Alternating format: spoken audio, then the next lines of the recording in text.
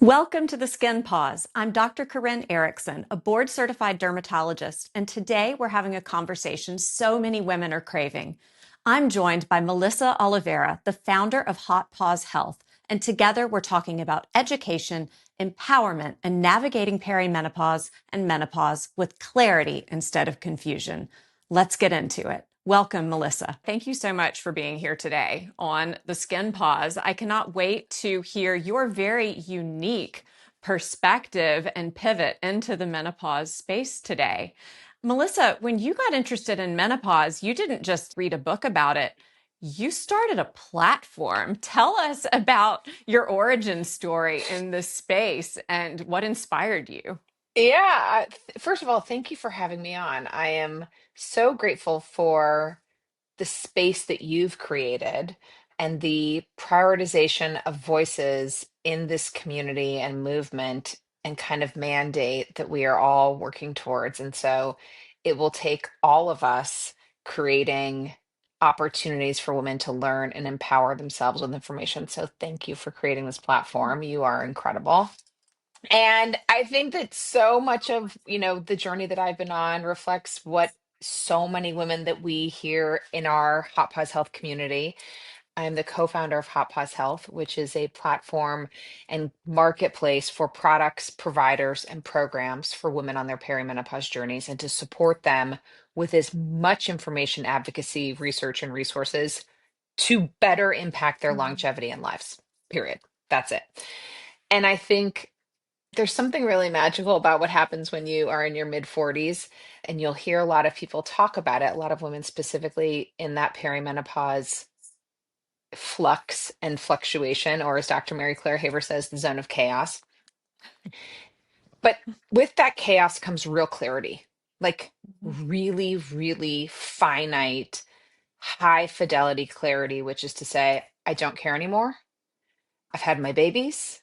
I know what I want. I will take no prisoners. And nobody's going to advocate for me the way that I'm going to advocate for myself. And Right. that's both shocking and sad.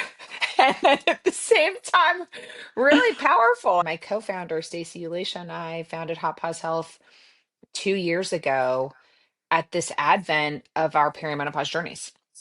And Mhm. we looked out in front of us because, similar to what we thought was going to be our pregnancy journeys, when you're pregnant and you take that first test and you put in the day of your last period and it shoots back at you your due date.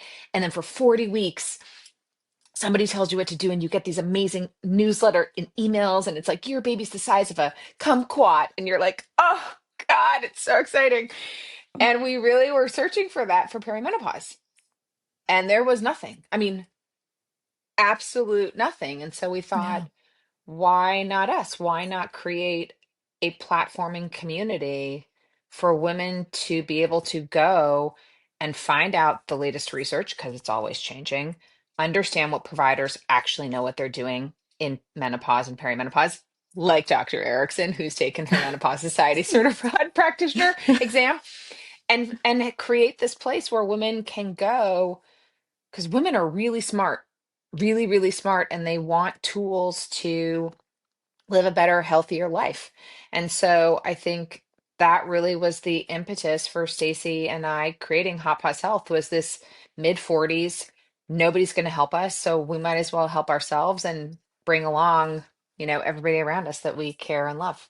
I love the analogy. Still remember the text message I got saying your baby's the size of a cantaloupe. I'm like, Yeah. I feel like the baby is the size of the prize winning pumpkin. I Yes, mean, correct. I think another difference is that pregnancy has an end point. But once you hit perimenopause and menopause, postmenopause is forever. Correct. That's the rest of your life. What gaps did you see when you and your friend were looking for help for yourselves that you said, gosh, this is the information that people need and this is how we're going to present it to them differently?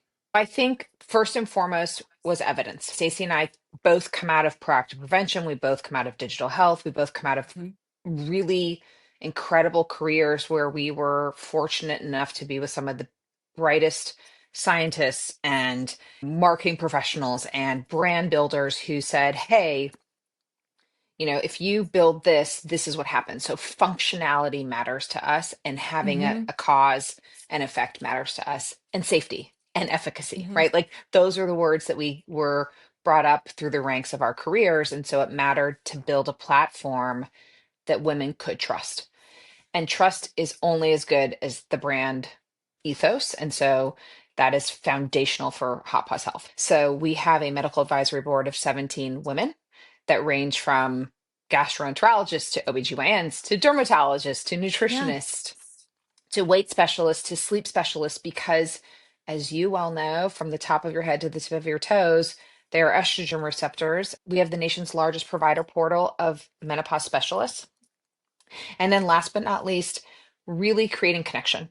So having a community of thousands and thousands of women who are going through the exact same thing, albeit their own journeys, but at least you have somebody to say to you, you're not crazy. And, that ringing in your ears, that's a symptom of menopause. And here's what I did to, combat it or what have you. So those were really foundational elements for us when we set out to start it. Which is so key because the great news is that there are a lot of really powerful, strong, mostly female voices around the menopause space right now. But there's also a lot of noise, and everybody seems to be trying to make a buck off of a supplement or a weighted clothing item. How does Hot Paws Health assess those different products and things that are out there and decide what are we going to present to women to cut through the noise and just show what's truly helpful? That is such a fantastic question, and it absolutely is at the crux of what we're putting on the website. For example, our medical advisory board has hundreds of years of in clinic experience, meaning they have a one-to-one relationship with patients who are coming in and saying, "Hey, my hair is falling out. Mhm. I'm devastated. I don't know what to do about it." And Dr. Marissa Chapman or Dr. Corinne Erickson can say, "Hey, here are three things that you're going to do. And your first line of defense is going to be X and then Y and then Z."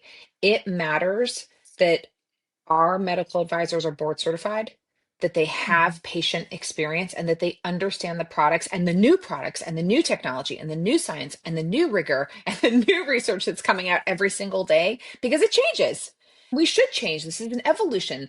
So our nutritionists are going to say, "Hey, there's a lot of snake oil and bologna sausage within the supplement industry because it's not regulated as rigorously as other parts of the FDA are. But there are certain supplements that do work. There are foundational nutritional elements. Most of it's going to come from your food. But for certain women, there are supplementations that can support you. That within sexual health, within incontinence and those sorts of things, understanding how it works can be a little tricky. Dr. Tanya Goodrich, who is on our medical advisory board, is a pelvic health therapist. It matters what she says and says, "Hey, that works for incontinence. This is Mhm. really important for women to understand, or this works for painful sex. Here's what you need to do." And so Yeah. making sure that their voices are taken from a one-to-one in clinic inpatient testimonial to the many, many thousands and thousands of voices who come to Hot Paws Health to make purchase decisions, it matters.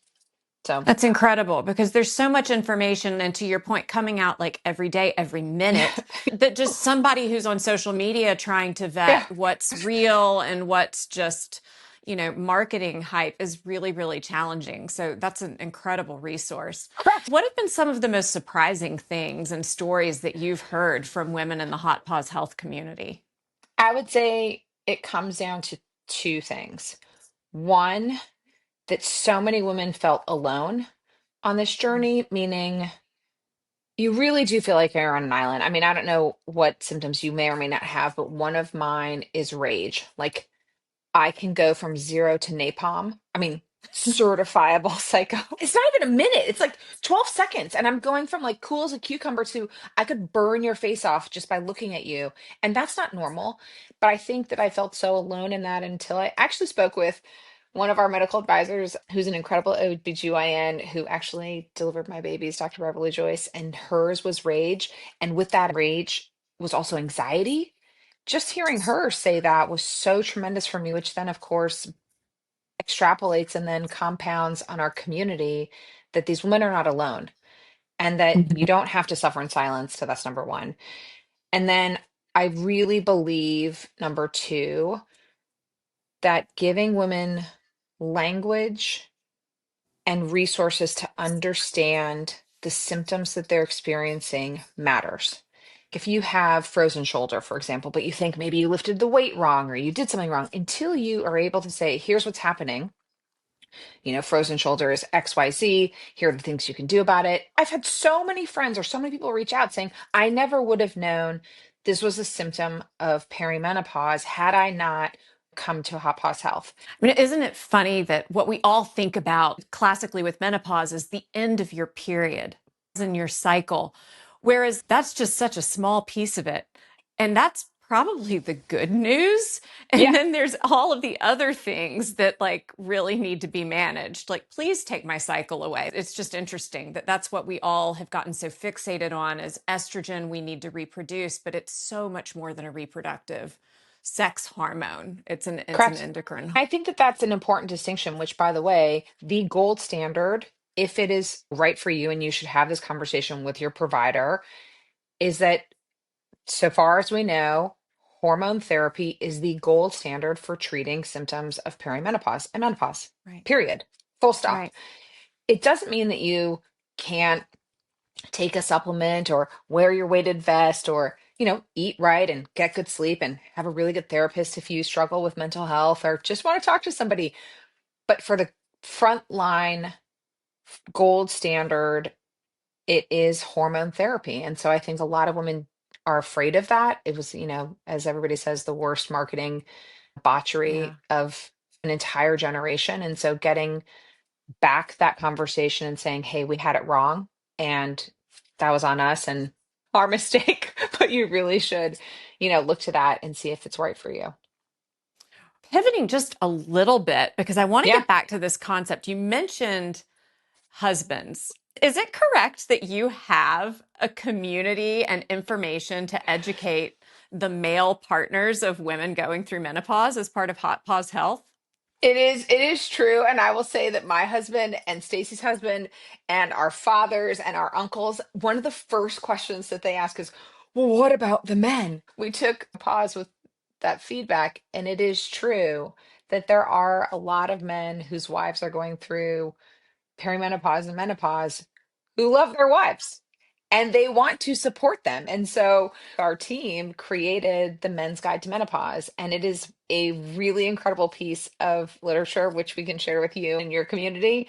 And a sizable chunk of our community are men who really want to learn and advocate for their wives. And there are a lot of ways that men can do that. It's very important for men to be participatory in that transition. My husband and even my 10-year-old son has now asked me, Mom, can you really talk to me about what perimenopause and menopause is? So my Uh-huh. husband's learning as well as the next generation of men in my household.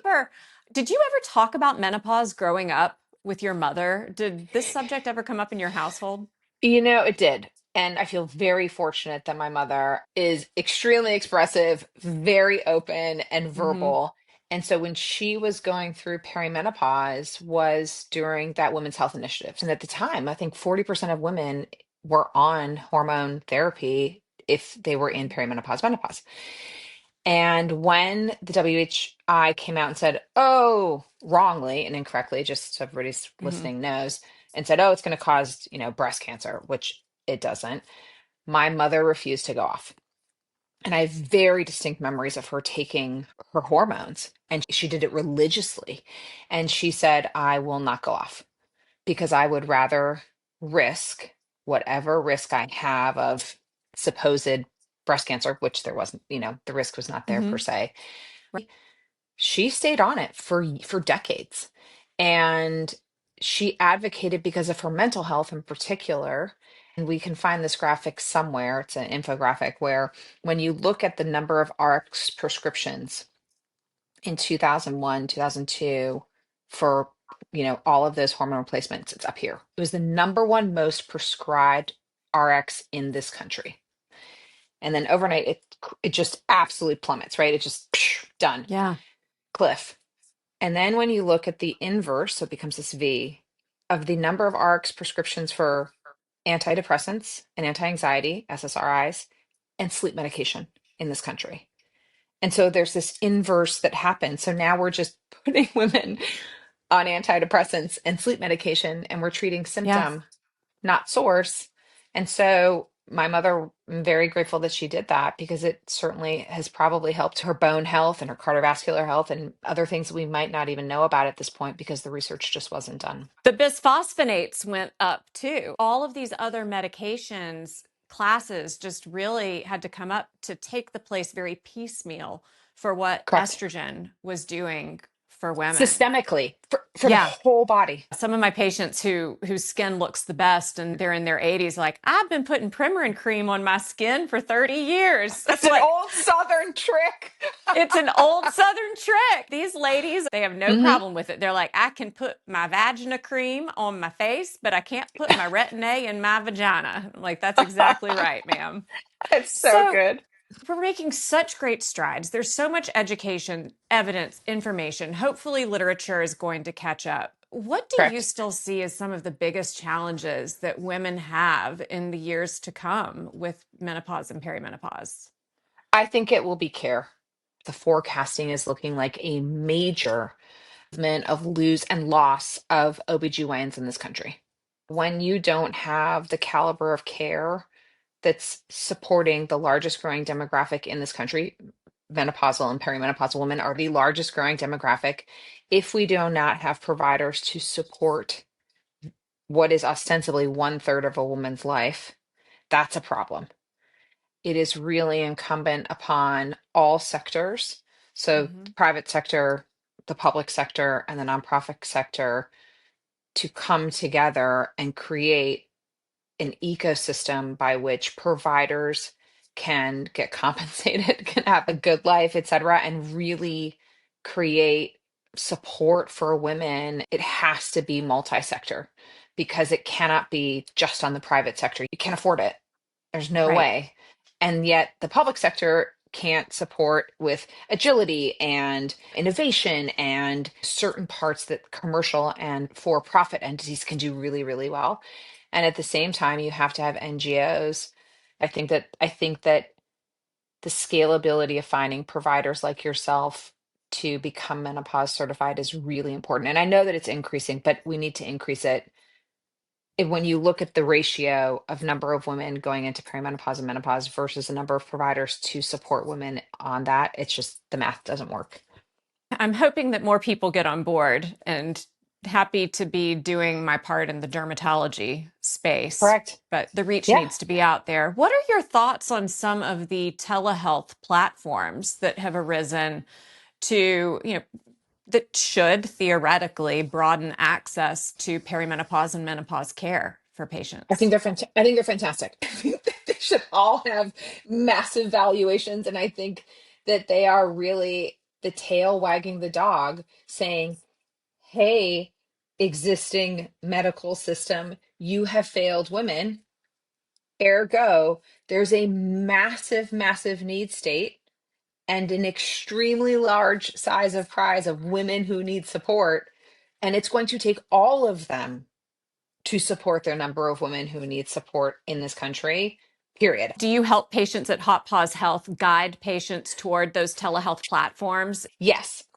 So on our provider directory, we have all of the Menopause Society certified practitioners. We also have Chinese acupuncturists. We also have dermatologists. We also have Mhm. nutritionists, people who can help you. In addition to that, if you live in a healthcare desert and you don't have access to immediate local care, we have all of the telehealth providers listed on our platform so that you can go talk to Alloy or MIDI or Evernow or Pandia Health. Like they're there because every single one of them is doing important progressive work for women's health because there's so many women in this country who live in healthcare deserts, particularly now that our rural healthcare systems are being impacted so deeply.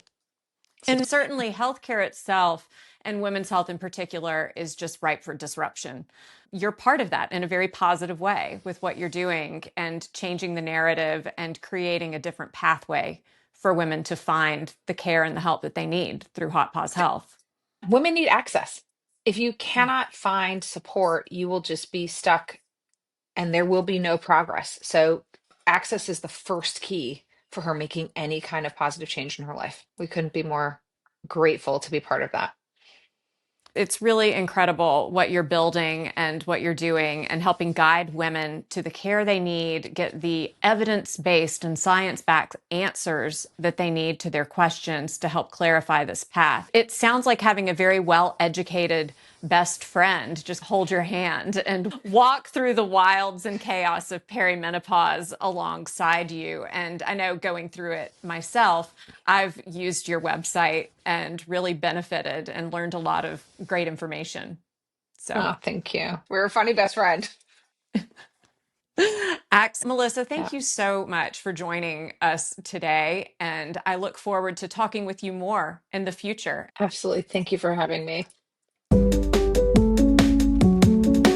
If this episode resonated with you, please leave comments, ask me questions. I do read them. I view this podcast as an ongoing conversation between us, and I would love to know what topics you care about, what questions you have, so that I can address them. Also, if you'd like support through your skincare journey in this transition, go to clearaestheticsmd.com and using the code PAUSE15, you'll receive 15% off your online skincare orders. Thank you so much for joining me, and I'll see you next time on The Skin Pause. This podcast is for educational and informational purposes only. What we discuss on the show is not a substitute for professional medical advice, diagnosis, or treatment, and listening to this podcast does not create a doctor-patient relationship between us.